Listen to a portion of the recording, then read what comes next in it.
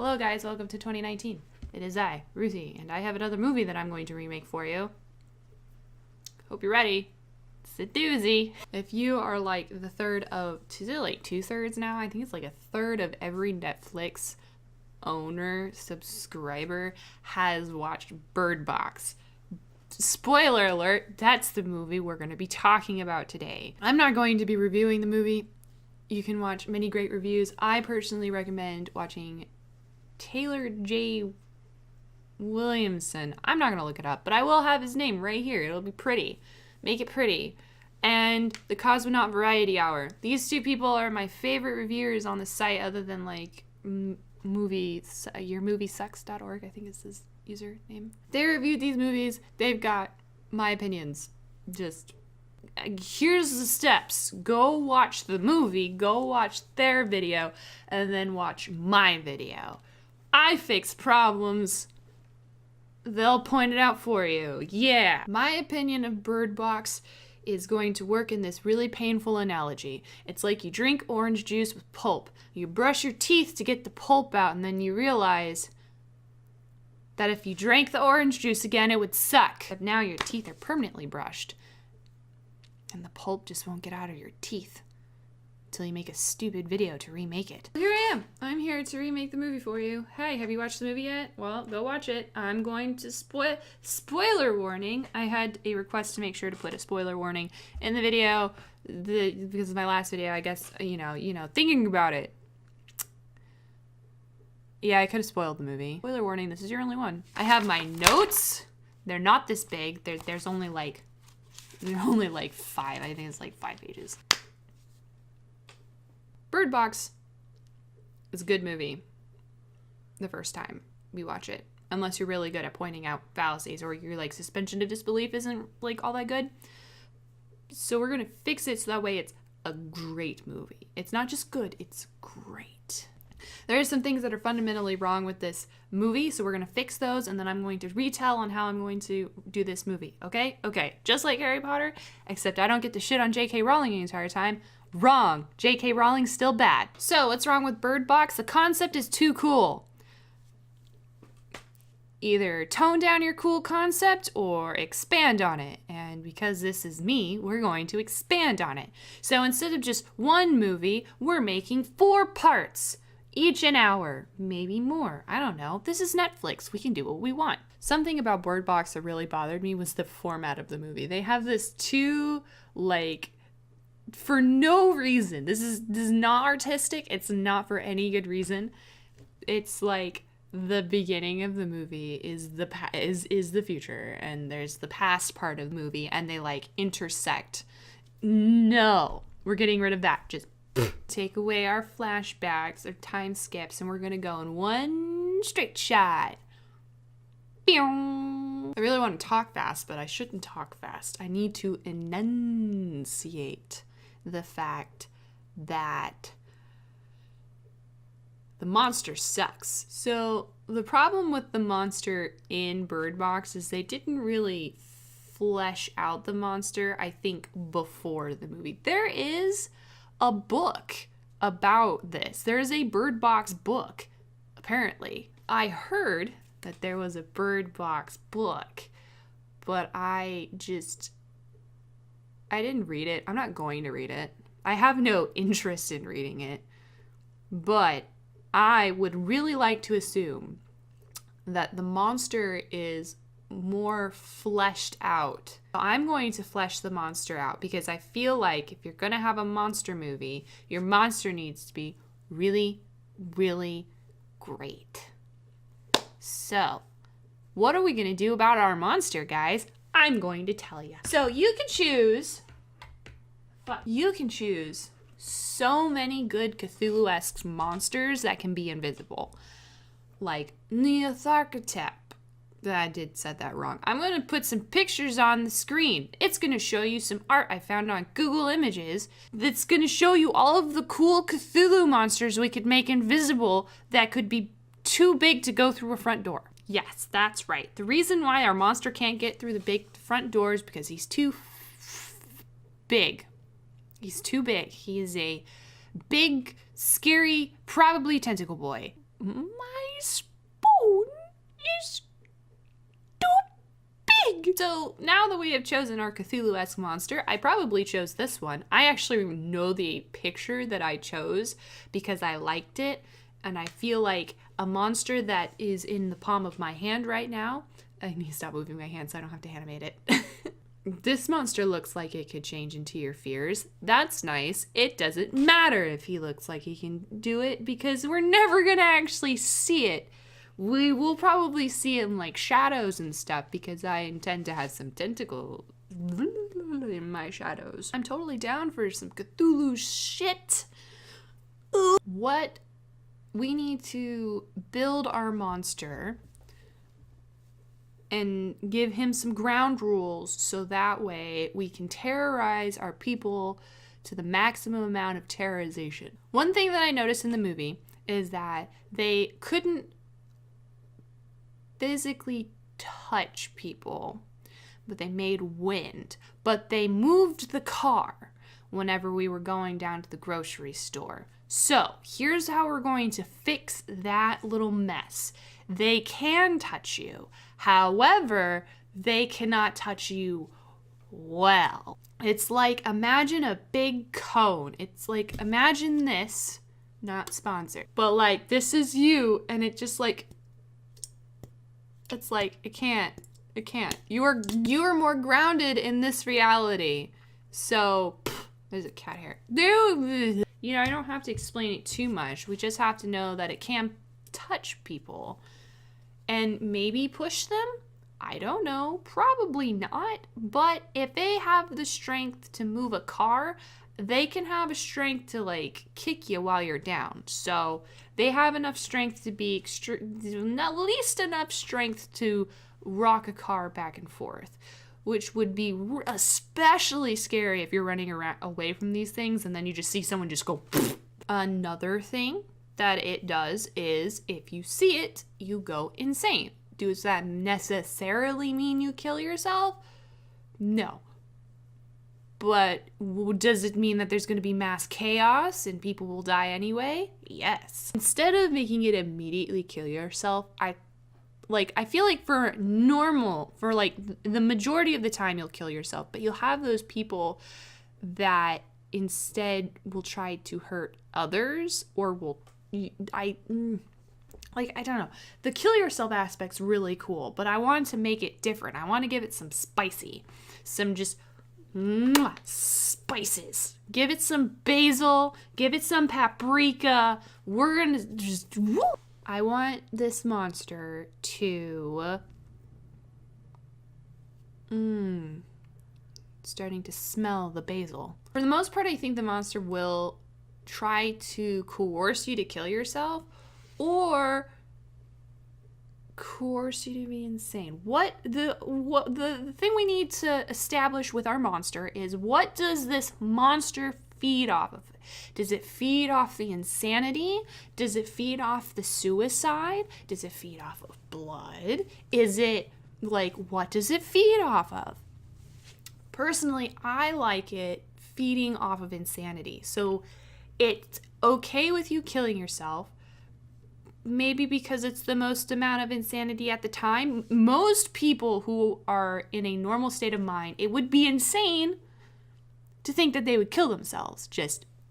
So that's just a huge amount of insane energy, I guess, if you wanted to like do that. People who are, I guess, more prone to killing themselves, maybe people who are already like hear voices and illusions and stuff like that. Yes, it's kind of demonized. What I'm trying to say is this monster feeds off insanity. So if someone doesn't kill themselves but goes insane, which is what I think would happen if it goes insane, it becomes kind of like a little bit of feeding. But what it does is it's like this is a spore. This insane person, you see him, he's right here, his name is Gerald, and he is a spore to go make more insanity, more chaos. With cosmic horror stuff, you don't really want to define too much, but I think that's good defining in itself. Some people just go insane when seeing this monster. Maybe they don't see the full face of the monster. Maybe they just see like a part of the monster, so it makes them go insane, which is kind of cool. Maybe that's it. So whenever they make them, no. Scratch that. Some people are just insane, and some people just kill themselves. That's it. But I like the concept of insane people for a story bit that I have later down the line. I think another power that it should have is the power to speak to its victims, but something that should be established kind of like at the beginning of the movie. It should be shown that these creatures do talk to its victims. I actually have another story bit that we're going to be doing in a bit. Don't worry, everything will be explained. I promise. I'd also like to say that it messes with the electronics in a bit. I think electronics that would look directly at it. So like the GPS sensor scene would work because it's not looking directly at the monster. It's so, you know, but it feeds off of the insanity. So I'd assume that, you know, maybe it feeds off of the insanity in person. I don't know. Why am I yawning so much? Birds can sense the monsters, so that way we can call this movie Birdbox. I think so far that I think we may have fixed the monsters and some of the problems that I had with the monster. Just establishing that it feeds off of insanity, which is, you know, sanity, which might just be the killing of cells part. We don't even need to define that part. I just don't want this to be the happening. I've not watched the happening, but I heard that's what it was like, so... We'll just make them kill themselves. Who cares? All I really want to define is that this is a big Cthulhu-esque monster that can't fit in through normal doors. Birds do sense it because we have to keep the name Birdbox somehow. And it can push people. The reason why it won't push you off a cliff is because it wants to make sure that you are seeing it or push you into danger or something. What it's going to try to do is just convince you, I guess. What's the theme, guys? What's the theme of this movie? Well, it's time to talk about my structure of the movie, which is now a 4-part series. There's going to be 4 different episodes. You got part 1, 2, 3, 4. Wow, really hard. Each episode, each of the 4 parts, are going to have a theme, each theme being different, and I'll tell you the theme of the episode whenever we get around to that specific episode. Don't worry, I'm gonna get to all of the episodes in this episode. Haha! And I feel like the overarching theme of this movie should, it's not movie, but we're gonna call it a movie for simplicity. The overarching theme for this movie should be motherhood. Specifically, Sandra Bullock accepting the fact that she's a mother, because she doesn't accept the fact for a while. So let's just go. I think I covered all of the other things. I covered some of like the overarching, I covered the monster, I covered what was wrong fundamentally, and we're just gonna go. Let's go. Cue the non-copyright theme music.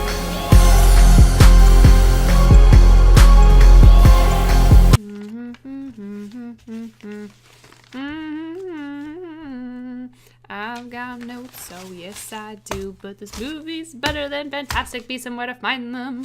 So I'm going to make this Bird Box a little deeper and a little more nuanced than it really should be. But there's no reason that we shouldn't do that. Part 1, the collapse of society. That's the theme of this part, the collapse of society, and how easy it is for society to collapse in a snap of a finger. A good portion of this episode is just getting to know Sandra Bullock's character. I think the character is named Mallory. I'm gonna call her Sandra the entire time I'm talking, so don't expect me to actually say Mallory. A lot of this episode is going to be focused on exploring Sandra's past, Sandra's relationships with his sister, what happened with her ex, why is she pregnant, oh fuck, she's having twins because I hate the character Olympia. The background of all of this, you can even have countries going into quarantine, or having like a news report of a town in freaking, I think it said Russia was where it started, but so having a town in Russia, like everybody in the town died and someone was like, hey, this is a bad thing, and then Russia collapses. After Russia collapses, America go into quarantine itself, locking its borders down and hoping for the best. Unfortunately, that doesn't work, and every shit hits the fan, and it's not cool. This episode's not much that I really want to talk about. It's more of just exploring Sandra as a character, letting her and her sister bounce back and forth, kind of going through their past and their details, but just expanding on it in an hour. And then the climax of this episode, each one would have, a middle, beginning, and end. And I feel like, the beginning, the climax, the ending. And I feel like the climax would be, just society and everything falling into chaos. But showing that normalcy and how, Sandra's problems feel so, how small her problems feel after society collapses, kind of. So she's like, oh my God, my ex is a dick, and oh my God, this, that, and the other. And then it turns into like oh fuck, I'm pregnant and the fucking world has ended. Having her sister kill herself, really good. And if they do the character development well, then her dying would have more of an emotional impact, I think. Fuck, I don't know, man. I do have one thought, in that Sandra Bullock lands on her stomach a lot while she's running away. And I had the impression that pregnant women, when they fall on their stomach, they either I wouldn't say immediately miscarriage, but they can miscarriage, and that they can lose the baby, and that they just kind of pop like a balloon. But please just tone down on the pregnant lady landing on her stomach. It gives me actual anxiety. I remember watching that and being like, oh my God, did she lose the fucking kid? I know she has the kid, but did she fucking lose the kid? Because she landed on her stomach 3 times. She had a fucking car accident and then landed on her stomach because she got pushed down twice. Most of the beginning part, whenever we're in the past and it shows the collapse of society, was actually pretty good, besides the whole stomach part. I don't mind the bald guy, which I think his name, what is the actor's name? I think it's John Malkovich. Oh, it is John Malkovich. I was right. So John Malkovich's wife goes out into the street, helps out Sandra, then she just walks into a burning car. I thought that was really cool. Not in that she did it, but that she did it. This first step, the part 1 is actually kind of short for me to explain, because it's more of if I'm the one coming up with the idea, I don't want to make a whole bunch of dialogue. That's the screenwriter's part. I'm just the one who makes the idea. I don't know. I just feel like there should have been a lot more of Sandra's life before, because I feel like if we're going to do this as a character study of her becoming terms with the mother, we have to see the first part where she says, no, I don't want this child. Even contemplating adoption, going through some of the paperwork and being like, hey, I want to adopt these children out because she has twins, because we hate Olympia. And seeing her be like, I can't handle kids. I can't do this. We have to see that. And I feel like showing the normal part of society and how just weighed down she is, and then going into this situation, I feel like it creates a nice contrast. I don't know what I'm talking about, but it sounds cool in my head. The last shot of part 1 is the electricity going out. Part 2, collapse of a tribe. Hey, society collapsed, but you know what? We made these tribes of people. Here is the people in our tribe. We have Asian man, which is the person who owns the house. We have bald guy, which is John Malkovich. We have Tom, which is the black guy that helps Sandra Bullock into the house. We have Sandra Bullock, and then we have an old lady. Who did I get rid of? I got rid of Machine Gun Kelly, Cop, and Olympia. Because Olympia is the worst. The first shot of episode 2 is going to be a shot of the Asian man starting up a generator. Why? This establishes why the fuck we have electricity in what I can only assume has been a couple of months inside of this house. A little bit of electricity makes sure that we have stuff like the TV and all that other stuff. Do I think that electricity would be out immediately? No. The possibility is there. People are insane. People are going to do stupid stuff to die, and I can only imagine how easy it is to die at a freaking electric plant. A plant that holds electricity. Let's establish what each character in this little character, in our tribe, mean to Sandra Bullock.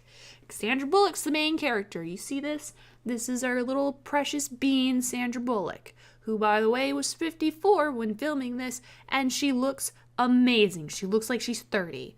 Oh my God, you're just so precious. Asian man can be the father figure. In the show, Asian man is gay. Do I remember his name? Fucking no. I watched this movie 3 times and I still don't remember that guy's name. However, he can be a very nice fatherly figure, the one who's in charge at first. Because, spoilers, he's gonna die. Bald guy can be the same dynamic, same father figure, but different. The Asian man is a nice, kind father figure who wants to help take care of everyone. And then you had John Malkovich, the asshole, the cynic. But Sandra Bullock sees her father in him, and so she has this little bit being like, oh my goodness, John Malkovich, I love your bald head. Be my dad. Wait. Old lady's gonna be the mother figure, so we can give the old lady character development instead of her just being an old lady who smashes a pot over John Malkovich's head. And then Tom is gonna be the love interest, a more natural love interest, because there are some really whack-ass lines in the in the show, so we're gonna make them less whack. First things first. Asian man has birds in his house. We don't need to have supermarket birds. They wouldn't be there. If anybody, just anybody could tell me what supermarket sells birds, we'll have the birds at the supermarket. But for right now and for all the rest of time, birds are at Asian man's house. How much food does the Asian man have? Well, this is going to be a question that's going to get asked probably by John Malkovich. Asian man's going to say, enough until help arrives, which is like, how much food do normal people get? Probably a couple of weeks. I give it about a week or 2 tops. And this is like considering like a month of food between 2 people, which would be Asian man and Asian man's partner. And between like John Malkovich, fucking 1, 2, 3, 4, 5 characters. It's not too crazy to assume that maybe, you know, Asian man and Buddy Boy had enough for a month for just 2 people. Don't think about it too hard. We have like a week of food, 2 weeks, 2 weeks of food, 2 weeks of food. That's gonna be, ooh, yes, guys, whew, I've been inspired. Say Asian man saying between the 5 of us, at least 2 weeks of food will really set a time. Like, 2 weeks. We can survive 2 weeks here. We'll probably have that one radio thing, I think it was over the radio or it was over the TV, that says, don't look at these creatures, they'll make you want to kill yourself. Or well, it'd be like, don't look at these creatures, or they make you insane. I feel like is a great thing to keep. So we're going to keep that. Don't look at the monster. That's when Asian man's like, oh, hey guys, I want to look at the monster, but through my security cameras in like the second fucking day, okay? We want to look outside. So Asian man gets the bright idea to go look into the TV. What does that mean? Asian man's like, oh man, the camera broke, guys. Here's what I got. My partner, who is probably dead because I haven't seen him in a couple of days, he has military gear for God knows what reason. Who cares? Honestly, I was thinking like thermal, like heat signature stuff. I felt like that'd be a cool thing to explore. Too bad Asian man shouldn't have done that. Oops, he dies. So it's not that he dies from using the thermal thing and seeing the monsters through the thermal glasses. It's gonna do the same thing. It's just gonna black out the screen because the monster doesn't want to be viewed. The monster wants you to view it with your eyeballs. So this is when we establish that the monsters can speak to people with their mind. Asian man will be convinced that it is Tom or John Malkovich or Sandra or someone, whoever, to take off the headset, because they're there to help or whatever. So he takes it off, he sees the bad guy, sees the monsters, everything goes to shit, and he dies.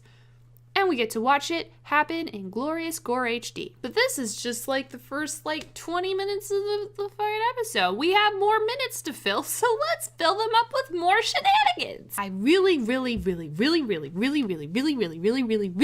like the ingenuity of the car's GPS system and the car's proximity sensors being what uses them to go to the supermarket. Charlie, which is the supermarket worker who is in the house in the original movie, is not here. We got rid of him. However, everyone knows about the fucking supermarket because they live in this freaking town. We can start off with them being resigned to thinking that they're going to starve to death. So a week goes by. It could be even say a week later. John Malkovich complains that Sandra Bullock eats like a fucking pregnant lady. So we're like, well, shit, man. We don't have as much food as we thought we did. We need to go get some more. To the supermarket. Yay. You know, I actually really like that ingenuity. That's a suspension of disbelief I think that's good at. It's one of those things that are like, oh yeah, this is so cool. This idea is so cool that you forget that this probably wouldn't work. Which is my kind of idea. Sweet, now we're at the grocery store. There's no birds because the birds are already at Asian man's house. We have more room for food. Woo! Tom, John Malkovich, and Sandra Bullock all go to the supermarket. The old lady stays at home to I don't know, defend the fort. Fish Fingers is there. Fish Fingers, we let him in because we're stupid. But we also haven't had contact with the outside world yet.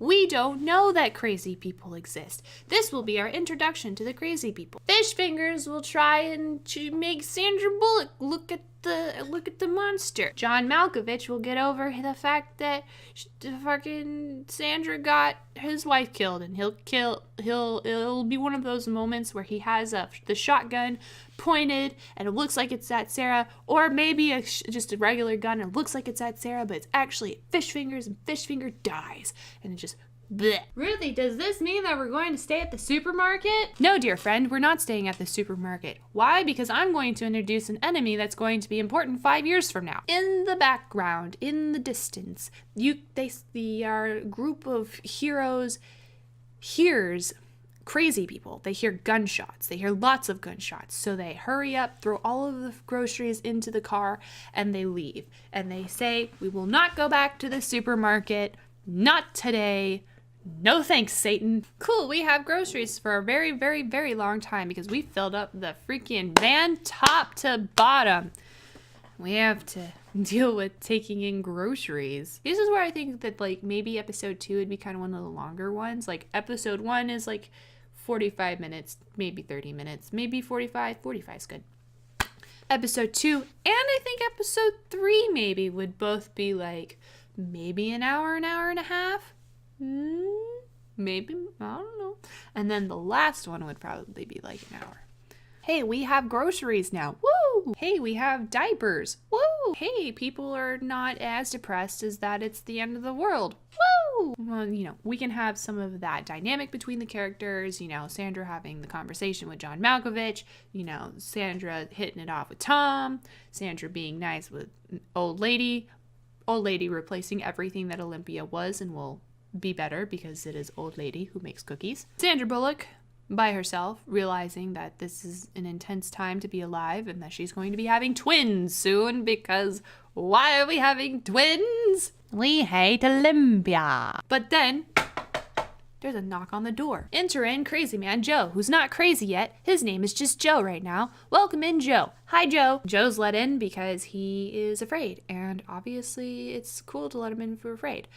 John Malkovich obviously has a problem with this, but it's cool because Joe's a nice guy right now. But, oh no, Sandra Bullock is about ready to go into labor. And maybe I'll have it a couple of days when everyone's kind of used to Joe, and Joe's like, hey, when you having your baby? And she's like, fucking right now, man, Jesus. She's gonna let her water burst and everything, people gonna have a baby. Joe's gonna stay downstairs because he's like, hey man, I don't do blood very well. Pregnant people have blood. So Crazy Man Joe stays downstairs. And then Crazy Man Joe accidentally somehow looks outside. I don't know how I'm going to do this. Maybe it's a hole in the newspaper. Maybe it's, maybe he gets persuaded through the window. I don't know. I don't care. Joe accidentally sees the outside and he goes insane, but doesn't kill himself. This is when Joe goes on his killing spree. He's going to kill Evelyn, and he's going to kill John Malkovich. John Malkovich, again, will go into the save Sandra Bullock. He won't succeed because if you remember, Crazy Man Joe got shot with a shotty. John Malkovich dies. Tom's alive. Tom kills Crazy Man Joe. And this part ends with Sandra and Tom being a sweet little family. One addition, Tom doesn't tell Sandra like that he killed Crazy Man Joe in the Netflix movie, so it really freaks her out whenever she's just like, she's crying on the bed being like, don't hurt me, don't hurt children, and Tom's not saying a word. Tom doesn't be like, don't worry, I already killed him. Like, why is he staying silent? He's such a dick. Part 3, collapse of a family. This is going to be a time skip of 5 years later. The first thing that we're going to establish is that the insane people are a problem and they have caused our little family of 4 to move around a lot. I feel like a great line to say would be, this is like the 5th time we've had to move this month. Short, sweet, to the point. They have to move around a lot. They have bags that have food and water and all that good stuff that lets you survive. This will also be a great time to show how they have gotten around in the last 5 years with their ingenuity. Fish lines, sticks like blind people stick, bike bells if the kids get lost, bird boxes. Every family member has a box with some birds in it. Every single one. They go into a big gymnasium, they have a bird box. Why? Gymnasiums have big doors and our bad guy could get in the big door. This would also be a great time to explore the dynamic of the family. The fact that there's a lot of tension between the daughter and Sandra Bullock.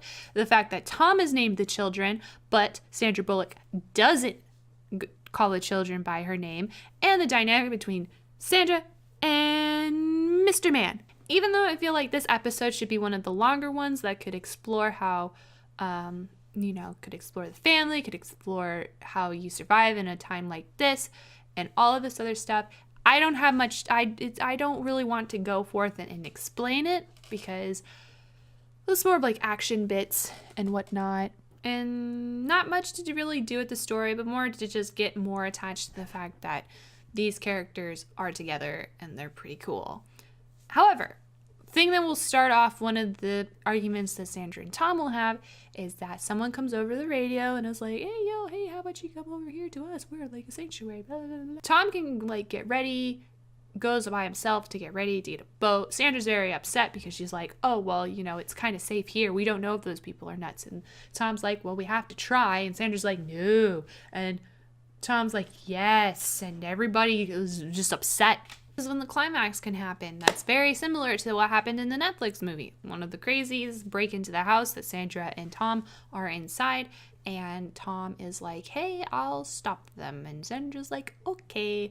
And then Tom dies in kind of the same way that happens in the movie. I feel like that was fine. That was executed in a way that I believed and enjoyed at the time, so I don't see any reason to change it. But that means Tom dies. Oh no. And then this is where the episode ends with Sandra becoming resolved to save the children by going to the river after she has a cry and a good old inspirational pep talk to herself.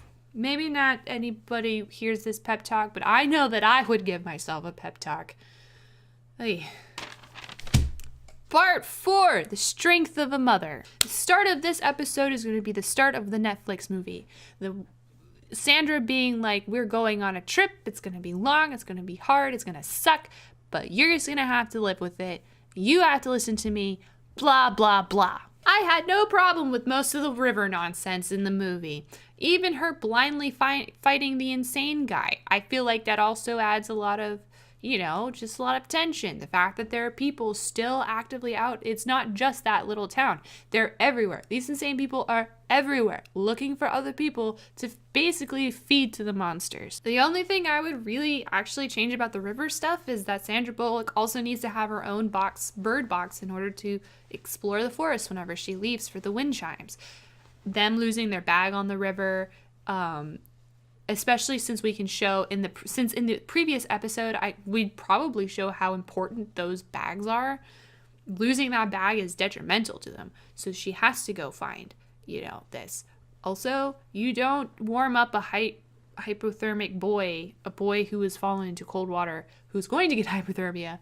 You don't just throw a blanket over him and then he's fine. No. This is where the little girl and Sandra kind of go at a head, and Sandra decides, well, do I want the little girl to be the one to take watch? And then Sandra realizes, no, that's fucking stupid. I'm the adult. I'm the one who's gonna have to steer the boat.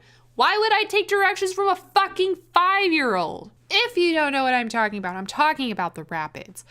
The rapids in the movie are the part where she's like, oh no, one of us has to look, and she pretends that she's actually going to choose a fucking 5-year-old to tell her where to move this boat.